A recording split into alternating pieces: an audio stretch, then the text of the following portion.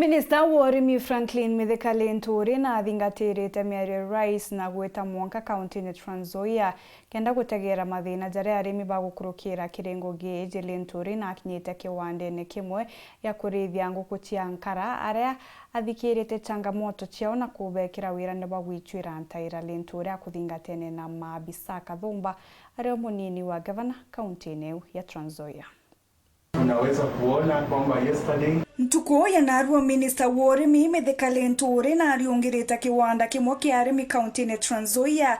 Arimi barabejete amo kurithia nguku bagitumira utaaramu wa kinandi. LINTURI akiuga iji ni njira imwe ira gutumira kwera ura gatetheria murimi ari minista wao. This is one of the fact-finding missions that I'm doing in the country, and I long to have a serious conversation with our county governments, because together we can replicate this into many other counties, and we can be able to put many people into employment. We can also be able to produce enough for our local consumption and even for export. Kûthangîkîra eje CS LINTURI nombita kumenya mathina jaria arimi baba bagukumbana najo. I've come to understand that we have a problem with the production of raw material. They are not able to satisfy demand.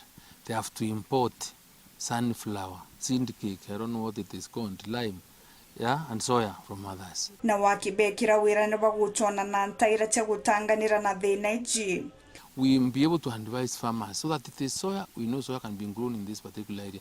That way, when we have put in many people into this business and we've been able to establish the demand of whatever raw material that is, whether soya, sunflower or this, then we will be able to see how we can get our farmers into farming those specific crops that will be a source of raw material. Nkurukina ugite akagambia thirikari gukurukira ndwangi mwanya mwanya gutigira murimi na kunyiyerwa murigo jogoti amwe na mirigo inge eminge.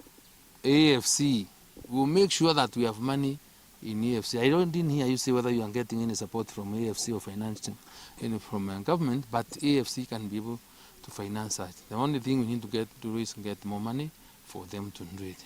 Or even further discussions within government to ensure that part of the incentives that we may come up with to encourage our farmers to get into this business.